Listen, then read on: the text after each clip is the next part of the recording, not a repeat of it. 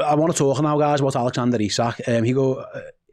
He went off yesterday after 86 minutes, having touched the ball 14 times.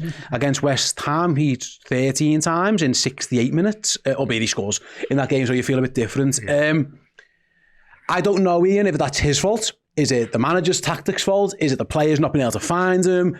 What is it? Because you don't spend £125 million on a player with the idea that he kicks the ball 14 times. And if that is the plan, which, again, if it is just like, we're going to do all this and we're going to put on the play for you, and it's your job in one of those 15 touches to kick it in the goal, you can kind of get behind that. But no one really even finds him in big opportunities, in big spaces. He's not one-on-one very often. Even the goal the other day, it's a good finish, but it's a low percentage finish, really. He just makes a really good fist of it because he's got that in his locker. But this is the thing I'm getting a bit confused with Isak, is that what are we trying to do? What is the point? What's the aim here? I can't quite get my head around it. It was the same again yesterday, really.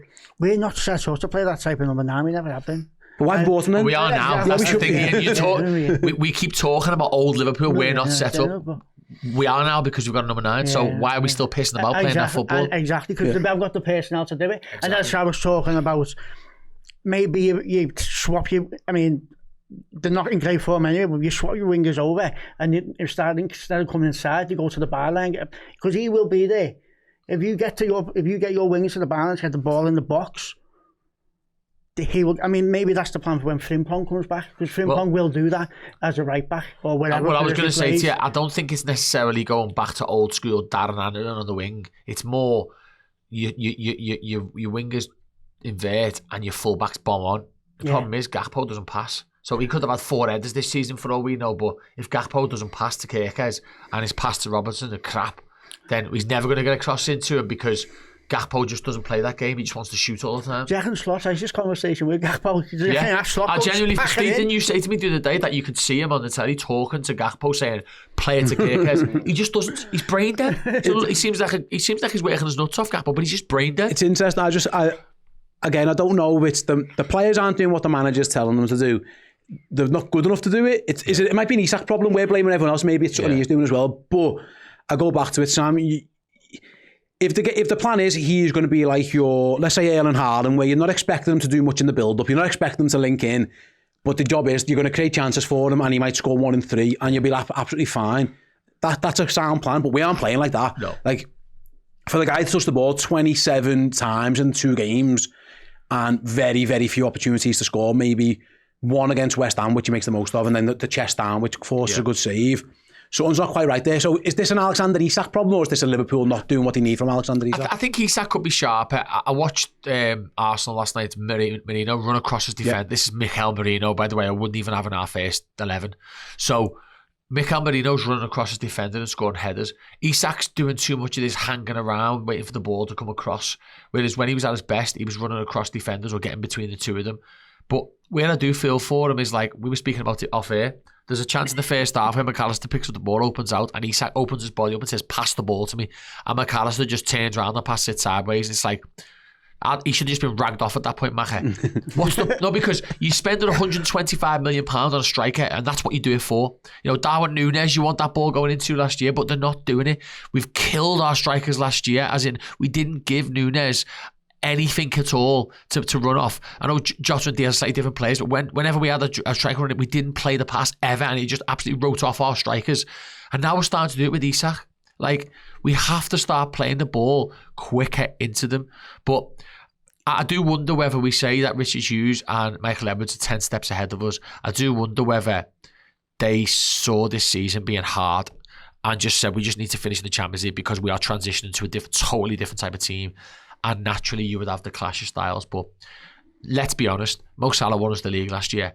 The amount of assists he got and could have had, I think, as well as what I've just said about Richard Hughes and Edwards, there's a world where they just go, Mo Salah will just create Isak so many opportunities. And his drop-off has probably taken away 70 goals this season for us and probably another 20 opportunities to score. It's interesting because I agree to it. I agree with most of it. Like, Liverpool definitely don't find him. When he's there, they're not quite playing for him. But it kind of goes back to the point of, like, he was bought for a reason, and we're not quite seeing that yet. And that is the frustration. And like I say, whether that's they're not doing what they want or whatever. But also, I do wonder if they're, again, just mentioned before, like Liverpool, what they used to be, I wonder if they're just used to having a certain type of player in the team, because Liverpool last year were at their best when Luis Diaz was the striker, really. And that's because he was getting in he comes and gets the ball and then lays it off, and he's the one almost facilitating Mo Salah and maybe Cody Gakpo on the other side. It's completely changed this year. You don't buy Alexander Isak to be a link man. No. He can do it. Listen, at Newcastle, those times when he'd come and drop deep and Gordon would go and it could work, but Gordon's got pace, we've got no pace. So I struggle to figure out what everyone's trying to do here. Who's everyone playing for? Because I had the sense it's probably Wirtz moving somewhere else, maybe trying to find Isak, but I don't know. It's quite difficult to put your finger on it. And the evidence from I've seen as well is that we look better and more fundamental as a team when Hugo's playing, when Ekitike's playing, because he does come in deep, he does get the ball and he runs with the ball and he tries to make things happen. And unfortunately for Isak, other than Wirtz, I think the other player that will get the best out of Isak is probably Hugo Ekitike, but they never play together. No. Even when Ekitike's coming on, he's either coming on for Isak or Isak's gone off earlier. Yeah. I'm dying to see some minutes of them with the both. We saw them against Frankfurt and it looked a handful. I know he didn't score his head, but they both looked a handful. On that though, because I tend to agree. I think it's a fair point, but I think it's also fair. Sam kind of touched on this before, Ian. Like, you also have to look at him as well. Yeah. Like, is there anything else he could be doing? Because he does make the run sometimes, but I think sometimes he's actually very static. Yeah. And he's just waiting for something to happen rather than being proactive, like you say. He's been told that maybe. Maybe I don't know. That's what I'm saying. So. I said the other day against West Ham before the game, like it's time for him. Like let's go, and he got the goal. And was like, right, here we go again. Yeah. But yes, they felt like more of the same. Really, it just felt like, I don't know if it's a confidence thing, a fitness thing. His head's gone a little bit because he never sees the ball. But he doesn't look like a lad who is busting a gut to just get involved and be at it. You know what I mean? Like, I think Ekitike is that.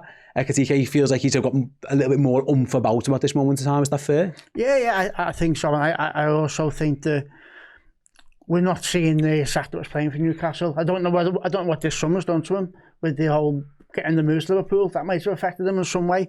I just think we need him to make better runs. We need him to make more intelligent runs. There was I think it was against Forest where he was asking for the ball, but he was standing right behind the two centre backs. The midfielder couldn't see him, and he was standing and passed me the ball. I think, well, move sideways, find some space, and there will be a bit of that. Do you think so, Ian, as well? Like Sam mentioned before, there was a couple of times he does make the run and it doesn't come. Yeah. Do you think maybe his head's going, what was the point of making the run? Yeah. And that it's you wouldn't like that to happen, but that could be the case here as well, couldn't it? 100%. And like I said, you see it all the time. We pass it sideways from left to right, from left to right, from left to right, and all our strikers are doing are following the ball. Waiting for the pass. Do you know what would have happened years ago in football at any level, definitely at the top level? If you had a player like Robbie Fowler or Ian Rush or whoever, even Fernando Torres or any of these players who have come from a sort of a little bit of older era, they'd stand up in the change room and say, I'm fucking making these runs here and you're not playing the ball through to me, what's going on? Or they'd be banging on the manager's door. But from what little we know about what goes on behind the scenes now, players don't knock on managers' doors anymore. Players don't really stand up. They might have a little whinge to each other, but they don't stand up in the change room and say, like, what's going on here, boys? I've come in, I played this way and no one's delivering to me. I think our biggest problem yesterday with Isak was, do you remember when we used to say, stop De Bruyne and stop Haaland? When De Bruyne was brilliant for City and Haaland was basically just waiting for his passes.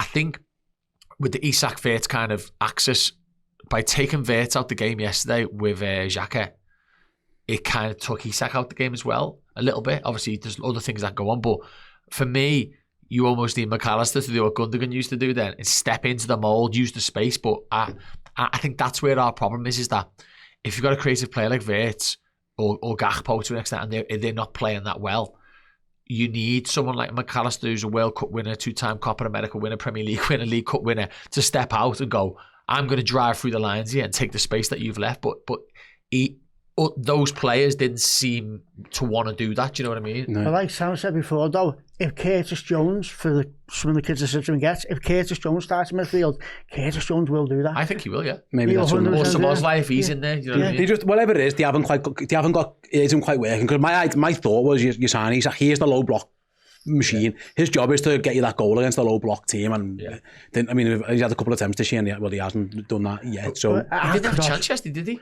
That's kind of my point. I don't think there's one ball that came into him that he was able to get on the end of. No, there was absolutely none. Our crossing has been terrible. It's terrible from corners. It's terrible from open play. It's like none of our players know how to cross the ball. Yeah, interesting. What did you think of Robertson yesterday? I thought he was pretty poor. I think everyone was, mate. That's kind of the point with it. And then this goes back to the exact thing. It's like, who do you blame? Do you blame everything? Do you blame the system? But let us know your thoughts, guys. Let us know your thoughts on the Liverpool striker situation and what can or should be done to fix it. That was a clip from the Final Word show. If you'd like to check out the full show, head on over to redmenplus.com.